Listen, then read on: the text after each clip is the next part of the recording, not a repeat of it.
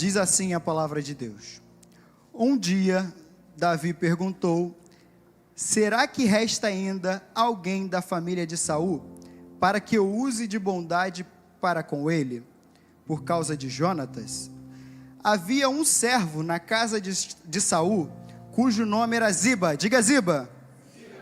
Chamaram-no pedindo que viesse falar com Davi, e o rei respondeu: você é Ziba? Ele respondeu: sou eu mesmo, seu servo. Então Davi perguntou: existe mais alguém da família de Saul, para que eu use da bondade de Deus para com ele? Ziba respondeu: ainda existe um filho de Jonatas, aleijado de ambos os pés.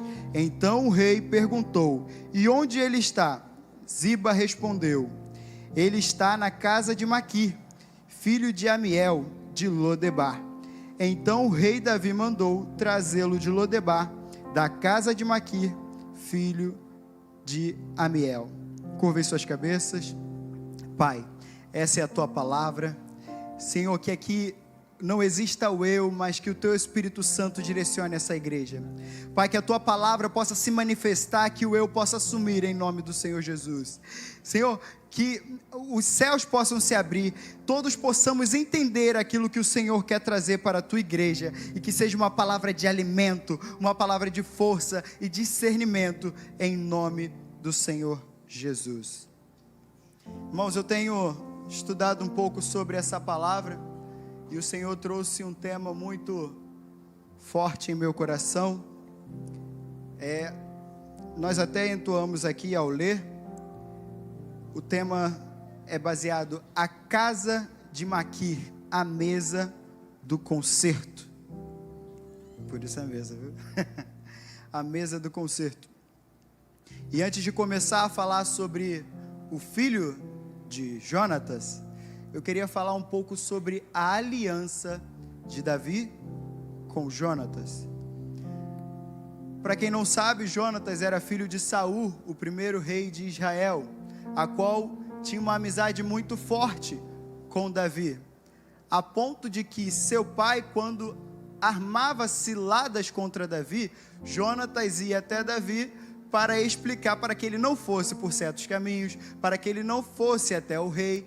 Ele tinha uma amizade muito forte com Davi, e através dessa amizade, chega-se um momento do último encontro de Davi e de Jonatas, e Jonatas já sabia o que Deus queria para o reino de Israel, então solicitou a Davi: Davi, eu parafraseando, é claro, né? Davi, eu sei o que o Senhor tem de projeto para Israel, eu sei a tua potência no reino de Israel, e quando você assumir esse reinado, que você tenha misericórdia da minha casa, tenha misericórdia da minha família, ou de quem sobre dela.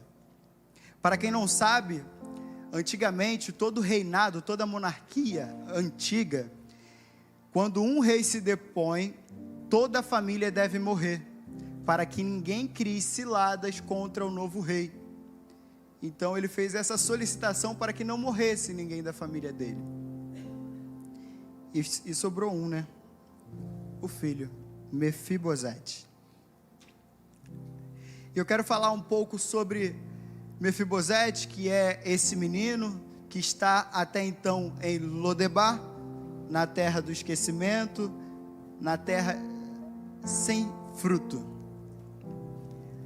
Esse menino, quando o povo de Israel começou a saber que Davi estava assumindo o reinado de Israel, a sua ama de leite, a sua babá, tomou esse menino e correu, sem destino.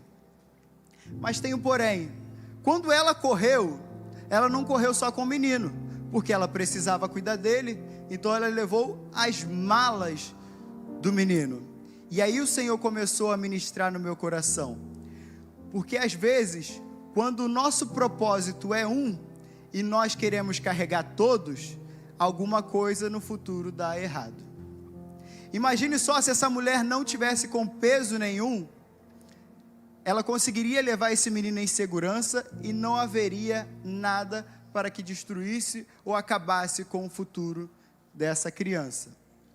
Mas como ela carregava pesos, como ela carregava malas, ela deixou que aquele menino caísse. E quando caiu, tornou-se paralítico de ambos os pés. A queda foi tão fatal que parou. E às vezes na nossa vida é exatamente assim. Quando nós recebemos um direcionamento, nós queremos fazer 1000 outros, quando Deus só manda nós fazermos um. E às vezes o propósito de Deus é que façamos um, somente esse. Se ela entendesse isso para a vida dela, ela carregaria o menino em segurança e nada aconteceria com aquele menino. Então ela tomou aquele rapaz e foi para a terra chamada Lodebar, para a casa de Maquir. A terra de Lodebar, na tradução diz que é uma terra de sequidão, ou seja, uma terra não fértil. É uma terra que não tem vida, não tem árvores, não tem nada que possa frutificar. E com isso, começou a história de Mefibosete, o menino aleijado. Pois Davi assumiu, o menino teve que ir embora, aquele que estava sendo preparado para um dia ser rei, e para ele a vida poderia ter acabado ali, pois já estava aleijado, já não poderia assumir mais um reinado, já estava em uma terra distante que não frutificava. Então, para Mefibosete, nos olhos humanos, nada poderia acontecer de bom. O pai morreu, os anteriores morreram, o reinado ele perdeu, tudo que ele tinha ele perdeu. Mas só que há um porém na história de Mefibosete. Há uma palavra chamada Hesed, em hebraico Hesed, em português bondade. E é sobre isso que nós vamos iniciar falando, sobre a Hesed de Deus na vida de Mefibosete e em nossas vidas. Pois quantas vezes nós nos encontramos mancos, entristecidos, às vezes alguns depressivos, adoentados, mas com a misericórdia e a Hesed de Deus, tudo na nossa vida se transforma. Mesmo que o ambiente não seja favorável para frutificar, o Senhor faz ter vida ali. Mesmo que o ambiente seja uma casa de Maquir, seja um lugar, um lugar que não frutifica, o Senhor faz ter saída, faz ter vida. E a Bíblia prova isso. Pois quando Davi chega para reinar, aquele menino já não é mais um menino, já é um rapaz, já tem um filho. Ou seja, no ambiente de sequidão, no ambiente de Lodebar, o Senhor fez manter-se Mefibosete. O Senhor teve Hesed, teve bondade com a vida de Mefibosete. E muitas vezes em nossa vida é assim. Enquanto o ministério de louvor entoava aquele louvor de Deus proverá, o Senhor falava em meu coração: mesmo cego ele faz enxergar, mesmo falho ele faz andar. Essa é a bondade e a misericórdia de Deus. Quem seríamos nós sem a Hesed de Deus? Quem seríamos nós sem a misericórdia e a redenção do Pai? E eu pensando, estudando e pensando e conversando com o Senhor, eu pensei, por que aquele menino não ficou lá? Já que Davi tinha um trato com Jonatas, já que Davi tinha uma aliança com Jonatas, e o Espírito Santo falou ao meu coração, que há momentos em nossa vida, que é momento de tratamento, momento de preparo, momento que é para nos fortificar. Imagine só, se aquele menino fica lá, na ira das guerras que Davi estava sofrendo, ele iria chegar, ter que depor todo mundo, iria matar o menino também, a aliança seria quebrada. Mas o Senhor, mesmo que o menino quebrou as pernas, guardou em Lodebar. E lembrando um pouco sobre Lodebar, que é uma terra que muitos aqui já devem saber sobre, que é um deserto. Lodebar não é um ambiente que Mefibosete, a Bíblia diz, não é um ambiente que Mefibosete cresceu, viveu e morreu. É um momento de passagem na vida de Mefibosete. E muitas vezes em nossas vidas é exatamente assim. Vêm os desertos, vêm as dificuldades, vêm os problemas, as aflições, mas para serem passagem em nossas vidas. Quem nunca um dia virou para os céus e falou: Senhor, por que isso está acontecendo comigo? Por que estou passando por essa aflição? Por que esse deserto chegou na minha casa? E é um tratamento do Senhor. É um momento que nós precisamos passar. Eu aprendi toda a minha vida que o deserto é escola para crente. Quem foi da Assembleia de Deus escutou muito isso. Que o deserto é escola para crente.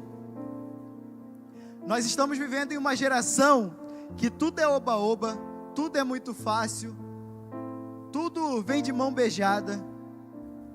Mas a partir do momento que a nossa geração entender que é preciso passar pelo deserto para que o Senhor molde, para que o Senhor fortifique, para que o Senhor prepare, jamais receberemos o melhor. Nos sustentaremos somente com o suficiente e nunca mergulharemos no melhor, porque nós não temos preparo para isso. E o deserto não vem para nos destruir, vem para nos preparar para viver a bondade de Deus.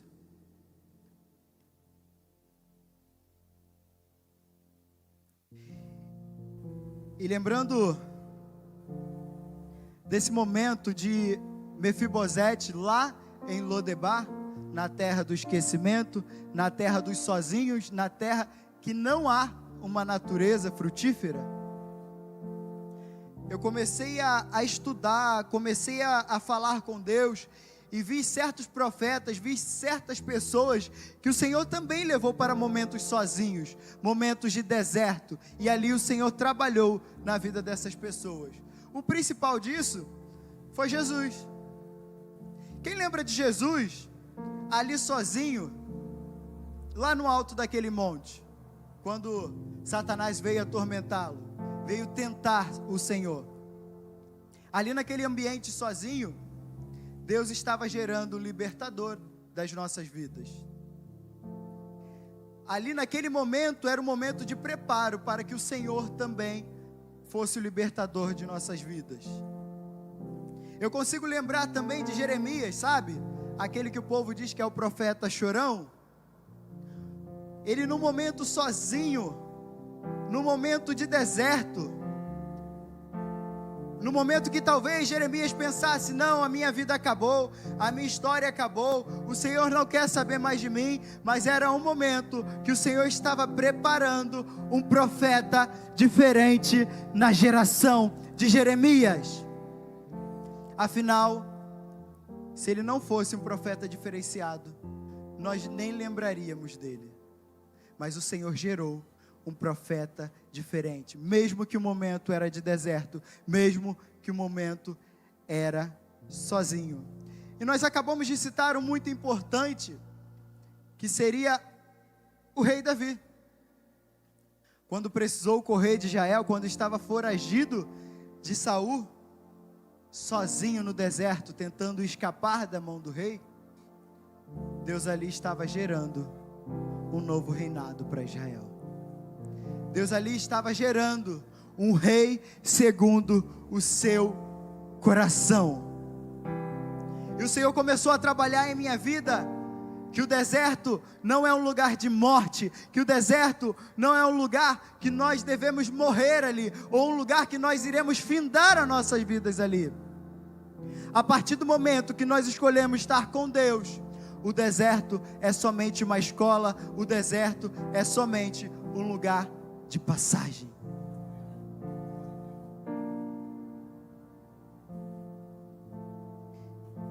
E o Senhor liberou uma chave muito forte, e eu queria compartilhar com os irmãos,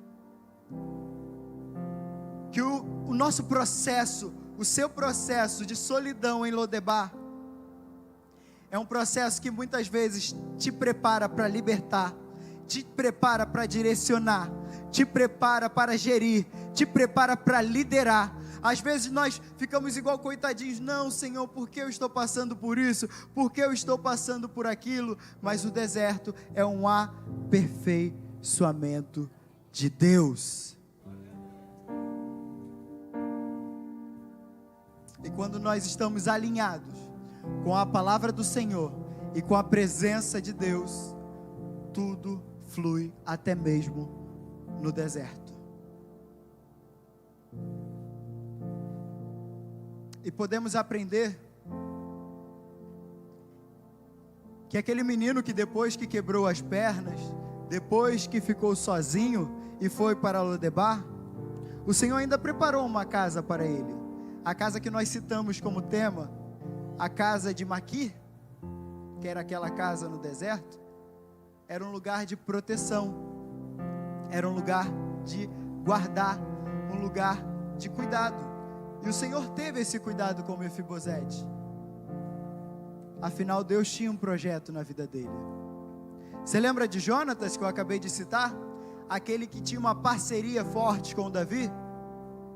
O pai dele pôde até ter se corrompido, mas ele ainda entendia os projetos e os planos de Deus. E Mefibosete, até a sua idade de precisar fugir, ele era criado em uma família que entendia os propósitos do Senhor.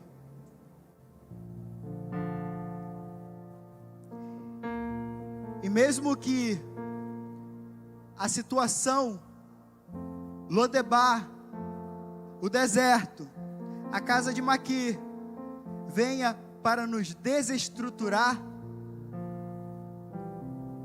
o Senhor pode nos surpreender e transformar a situação. Irmãos, eu estava escutando esse louvor e o Senhor, como eu já disse, estava trabalhando em meu coração, pois hoje é dia 16. Há 6 dias atrás, foi o dia do meu casamento. Irmãos, para chegar nesse dia, quanta passagem em Lodebar eu dei. Quantas voltas no deserto foi preciso eu dar? A casa de Maquir, o Senhor preparou. Eu cheguei a dizer para minha noiva até então, assim, nos últimos momentos, naquela correria de preparativos, eu falei para ela, nossa, eu queria tanto sair amanhã para trabalhar e achar 3.000 na rua. Não ia resolver tanto, mas ia resolver alguma coisa, porque o deserto estava chegando. As contas não estavam esperando. Os boletos estavam correndo para vencer. Os fornecedores estavam chegando também. Mas em meio àquela Lodebar, o Senhor preparou uma casa de Maquir. Certo dia eu no meu trabalho, já virou praxe eu falar do meu trabalho. Porque certo dia eu no meu trabalho, um dos meus padrinhos de casamento, sem saber de nada, me ligou. E eu não pude atender no momento, porque estava atendendo outra pessoa. E ele me deixou uma mensagem: irmão, quero falar com você. Aí eu, rapidamente, oi meu amigo, tudo bem? O que você está precisando? Eu sem poder ajudar. Mas perguntei para ele, o que você está precisando? Como posso te ajudar? Como posso te servir? E ele virou para mim e falou assim, não, dessa vez não é você não. O Senhor tocou no meu coração para que eu te servisse dessa vez. E o Senhor usou ele na minha vida. Rapidamente ele falou assim para mim, irmão, me passa o teu Pix, pois o Senhor tocou no meu coração e eu preciso fazer uma oferta na tua vida. E eu passei, ele falou assim, não é muito não, mas é o que eu posso. E naquela semana, irmãos, eu estou contando já meu testemunho, compartilhe seu testemunho, aleluia. E naquela semana, Era a semana que eu precisava fechar um contrato, precisava finalizar um contrato. E eu falei, Senhor, se eu tirar daqui, falta aqui. Se eu tirar daqui, vai faltar um pouquinho aqui. Eu já dei nó aqui no pingo d'água para fazer aqui. Mas ao mesmo tempo o Senhor falava em meu coração, descansa. A casa de Maquir está preparada para ti. O ambiente é de deserto. O ambiente é de sequidão. O ambiente diz que vai faltar. A pressão humana diz que vai faltar. Mas eu digo que a última resposta é minha. E a última resposta foi do Senhor. Ele me passou o valor. Eu fui lá ver, agradeci. Cheguei a encher meus olhos de lágrima, porque eu entendi que o Senhor estava cuidando de tudo. E ao mesmo tempo, uns 2 ou 3 dias depois, uma outra pessoa chegou e foi usada da mesma maneira que ele. Meu filho, preciso falar com você. Oi, estou aqui, posso falar? Como posso te ajudar? E a pessoa falou, não, novamente, irmãos, foi idêntico. Eu quero ajudar no seu casamento. Como eu posso te ajudar? E eu não queria abrir a boca para falar alguma coisa, então não precisa ajudar em nada. Já viu aquela passagem quando o Senhor diz, ou melhor, quando aquela mulher diz, não, na minha casa, na minha família, está tudo bem. E era isso que eu passei para a pessoa, não, está tudo bem. Não, mas mesmo que esteja bem, a pessoa disse para mim, eu quero te ajudar. Me passa seu Pix. Passei. A pessoa me ofertou. Irmãos, com essas 2 ofertas que as pessoas me deram, era exatamente o valor que eu precisava para pagar o contrato que eu estava fechando. O Senhor, naquele ambiente de deserto, preparou uma casa de Maquir para a minha vida. E eu costumo dizer, ou melhor, já é de praxe, todo mundo entende isso, que nós devemos pregar, nós devemos ministrar aquilo que vivemos. E se não ministramos o que vivemos, prepara-te, pois viverá. E eu entendi que o ambiente que era Lodebar, o Senhor preparou uma casa de Maquir na minha vida.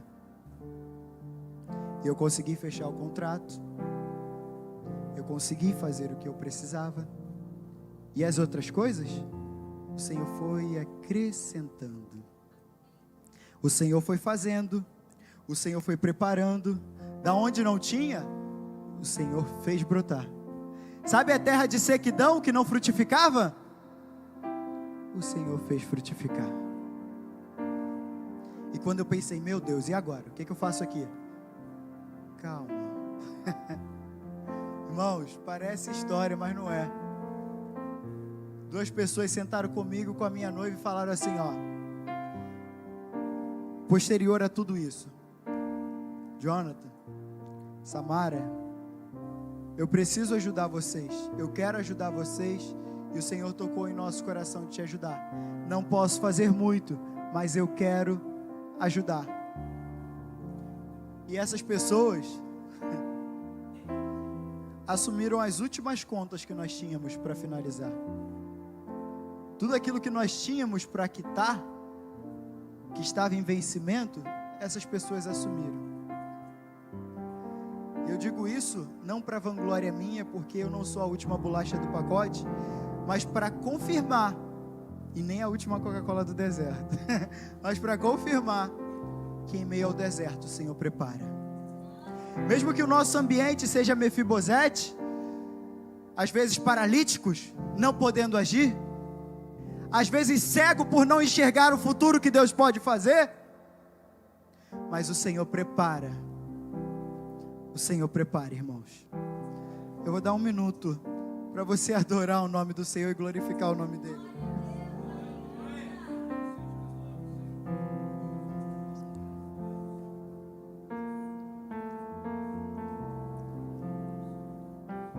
E como nós lemos aqui,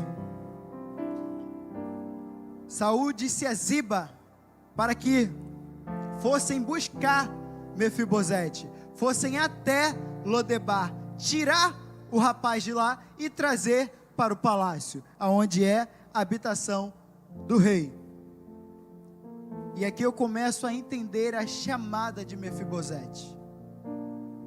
Pois aonde era um ambiente de sequidão, onde era um ambiente de tristeza, o Senhor faz com que servos vá até Lodebar e busca Mefibosete.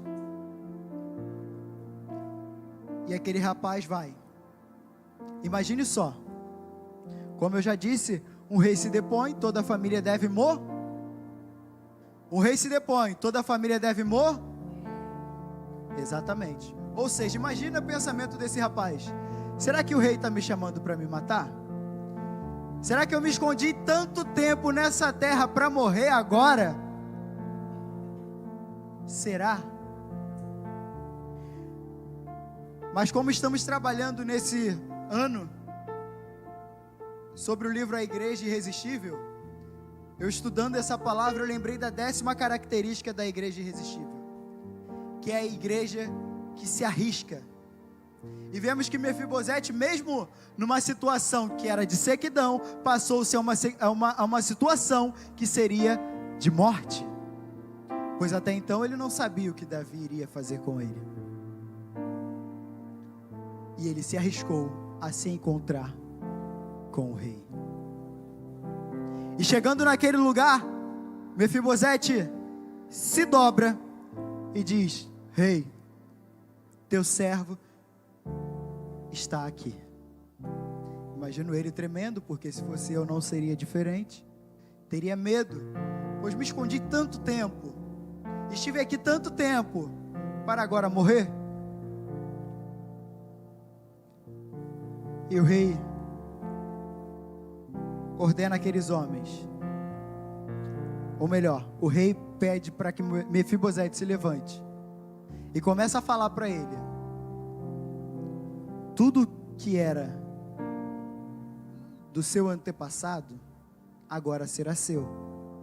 As casas, os ouros, as riquezas, os gados, já era para você estar dando glória. Tudo que era do seu antepassado agora será seu. Tudo aquilo que um dia foi do rei Saul agora era seu, agora será seu. Todas as casas, todos os gados, todos os ouros agora será seu. Ou seja, o rapaz que viveu por muito tempo em um ambiente de sequidão, o Senhor transforma a vida dele para que ele fosse viver em um ambiente de prosperidade. O Senhor preparou Mefibosete nesse momento de sequidão, para que quando ele chegasse naquele ambiente, ele não levantasse o seu nariz e falasse assim: ó, rei, você está fazendo mais do que deveria, afinal, o meu avô foi o primeiro rei. Isso já era para ter sido meu. Mas não, como ele foi tratado, como ele foi criado, como ele foi moldado para viver uma vida de humildade, ele chega e somente agradece. E diz ao rei que nem seria merecedor de tudo aquilo. Isso é muito interessante, pois como eu falei, o deserto não é um lugar de ficar, é um lugar de passagem. Ou seja, Mefibosete passou pelo deserto, teve a casa de Maquir, achou que iria morrer e agora vive na casa do rei.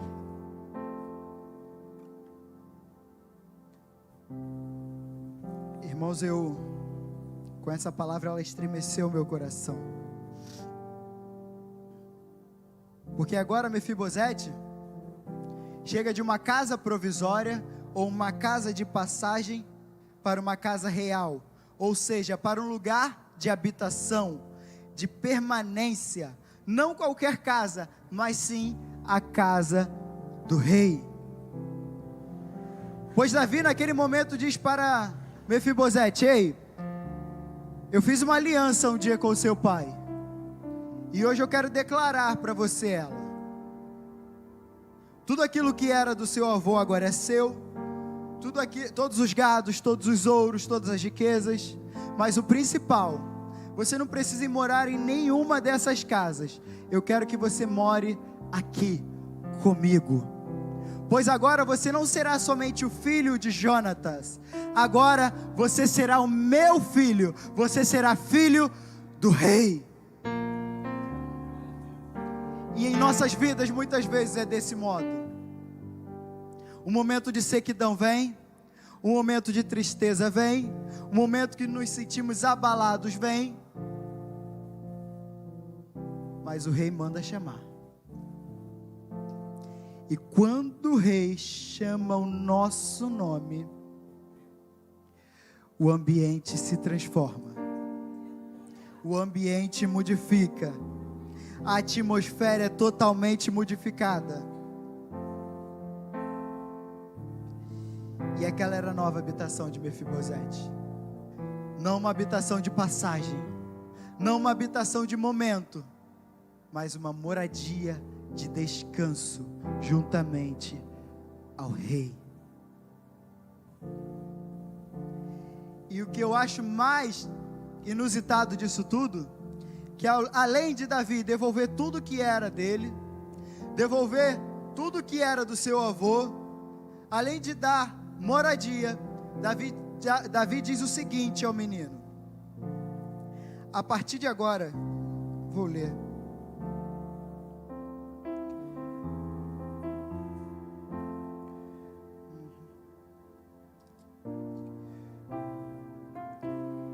Davi diz o seguinte ao menino: além de você morar comigo, além de ser o meu filho, agora eu quero te chamar para todos os dias comer juntamente comigo, estar comigo na mesa. E por isso o tema seria a casa de Maquir, a mesa do concerto, porque podemos lembrar de tudo isso que o Senhor fez na vida de Mefibosete, mas não podemos esquecer que Mefibosete não deixou de ser manco, não deixou de ser paralítico.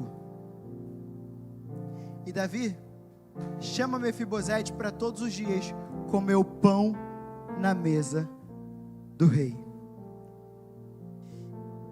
E eu gosto disso porque a mesa tem uma tipologia muito importante, que significa comunhão, significa aliança.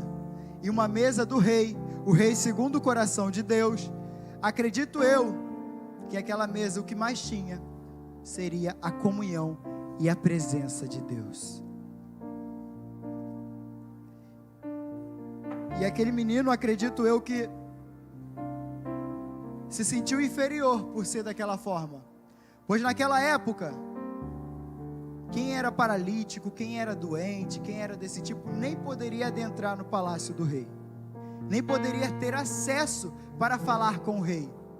Imagina ele, somente ele, naquela situação. Mas aí o Senhor conseguiu me ensinar o porquê da mesa. Já notaram que na mesa, todo mundo fica quase da mesma altura?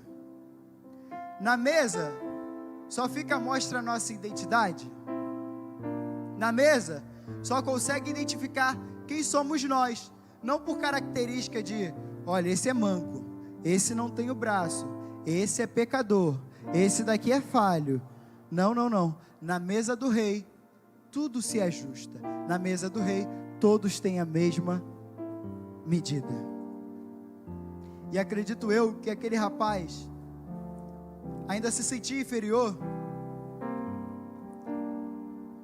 pois a Bíblia diz que Davi tinha filhos, outros filhos. E um desses filhos, nós conseguimos lembrar de Salomão. Lembra o doutor da sabedoria? O Senhor da sabedoria? Quando Deus ofereceu tudo a Salomão, ele: só quero sabedoria, Deus, para saber direcionar o teu povo. Ou seja, Mefibosete sentava na mesma mesa daquele que tinha a sabedoria. E eu: Senhor, mas até quando esse rapaz vai se sentir inferior? No bom sentido, o Senhor falou assim: ó, filho, calma que vai piorar. No bom sentido, irmão. Sabe por quê? Naquela mesa também tinha outro filho de Davi, um que carregava a beleza de Israel, pois a Bíblia diz que ele carregava toda a beleza de Israel. Um rapaz bonito era aquele, Absalão. a Bíblia diz que ele carregava a beleza. Ou seja, o rapaz que era manco, ao lado dele tinha Salomão que carregava a inteligência e a sabedoria, e ao outro lado tinha aquele que carregava a beleza. E o Senhor começou a falar comigo: ei filho, na minha mesa não há diferença naquele que é mais bonito, naquele que é mais alto, naquele que é mais baixo, naquele que é manco, no paralítico, no que tem mais pecado, no que tem menos. Quem mensura isso são vocês, porque na minha mesa as regras quem dita sou eu.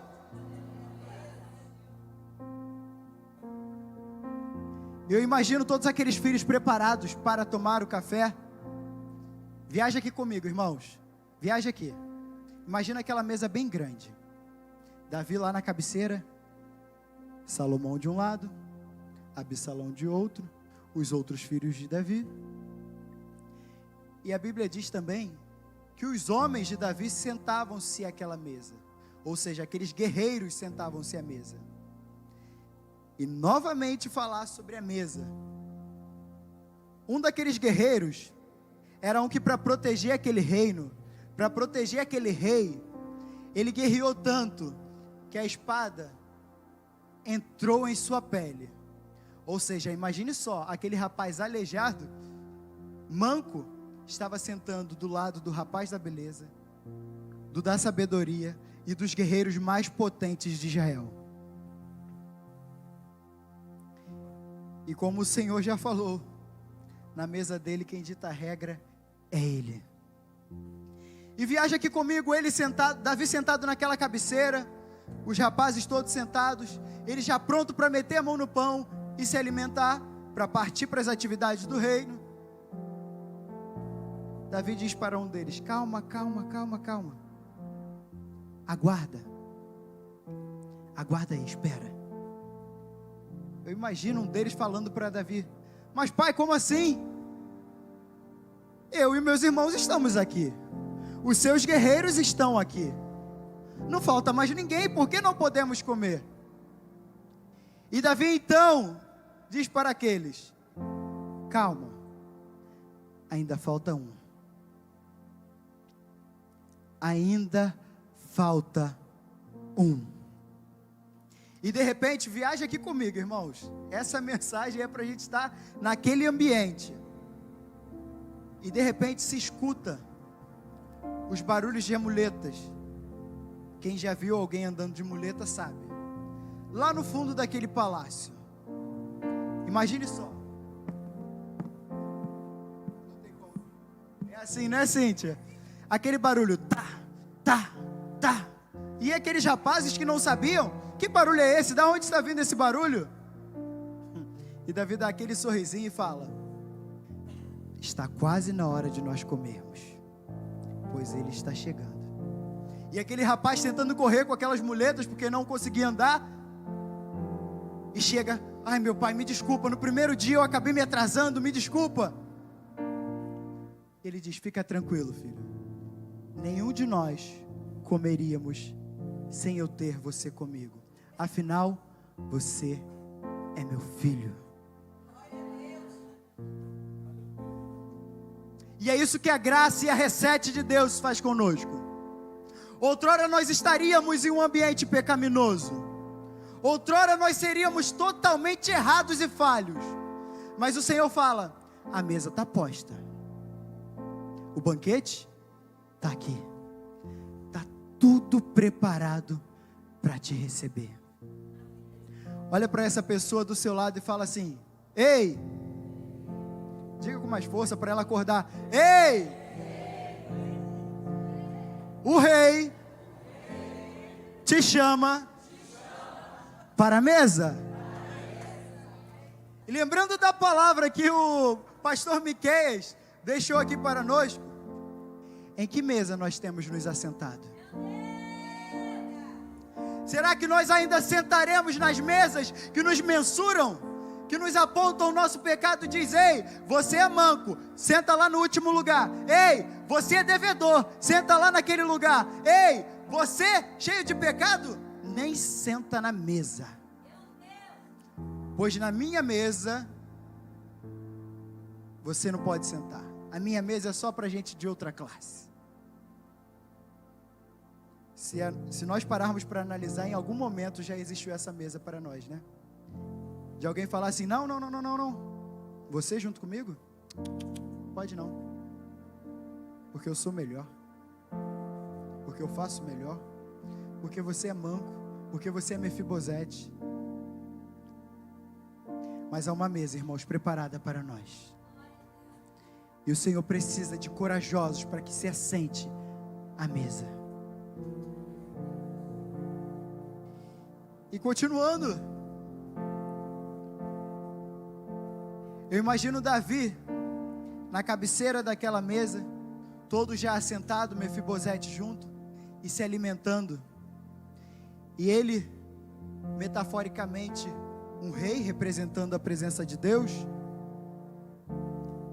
ele olhando e vendo somente filhos.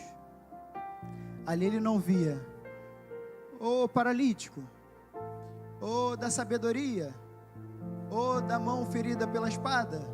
Não, ali ele tinha filhos. E é exatamente assim que o Senhor nos enxerga. Já viu a ovelha quando chega cheia de carrapicho para que o pastor comece a arrancar? Ele não vê a que dar mais trabalho ou a que deu menos trabalho. Ele trata como filho. E é exatamente o Senhor quer fazer conosco, quer fazer com as nossas vidas. Ele quer nos chamar de filho. Eu consigo lembrar da vida daquele rapaz que pediu toda a sua herança para o pai, queria que tudo que era dele por direito, e queria se afastar da mesa, se afastar do pai e viver a sua própria vida, a sua independência. Mas não sabia ele que precisava estar na mesa para ser nutrido. O que mantinha ele forte dentro do reino era a mesa do pai, eram as palavras do pai, era o lugarzinho que o pai colocava do lado para que ele aprendesse a comer o pão, era o lugarzinho que o pai colocava do lado dele para ensinar: ei filho, limpa aqui, calma aí, deixa que eu te ajudo. Mas decidiu sair, decidiu viver fora, decidiu gastar tudo que tinha. E o pai continuou com um lugarzinho na mesa preparado para aquele filho. O pai continuou com aquele lugar preparado para aquele filho. E quando tudo daquele filho acabou, quando ele se frustrou lá naquele mundo, ele resolve voltar. Todo destruído, todo deteriorado, ele volta. Imagino ele gritando: ei pai, o Senhor me perdoa? Será que o Senhor ainda tem um lugar na sua mesa para mim? Será que o Senhor ainda tem um lugar na tua casa para mim? Ei filho, e esse é o pai falando conosco: filho, eu ainda tenho lugar na mesa para ti. Eu ainda tenho um anel que você abandonou, eu tenho aqui para pôr no seu dedo. Ei, sabe aquele banquete, aquela comida que você gosta? Eu acabei de pedir para preparar para você. Eu acabei de pedir para preparar o melhor que eu tenho para ti. Pois é exatamente isso. Após passar em Lodebar, o Senhor tem a mesa do concerto. O Senhor tem a mesa da aliança. E é isso que o Senhor quer conosco essa noite. Uma mesa de aliança, uma mesa de concerto. Se coloque de pé.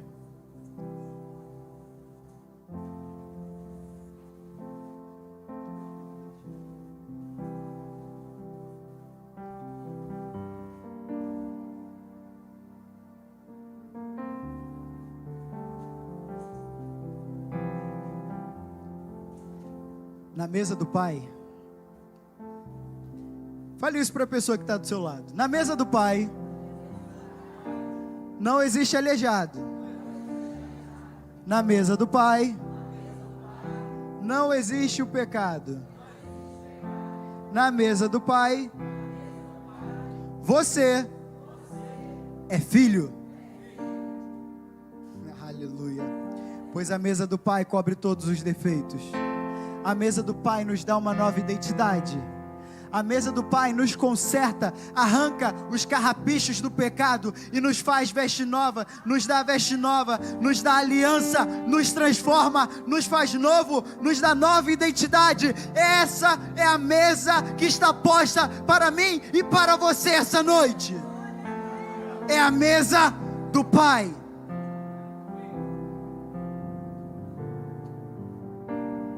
Se hoje o seu ambiente é Lodebar, se hoje o seu ambiente é deserto, eu tenho uma coisa a te dizer: a mesa está posta.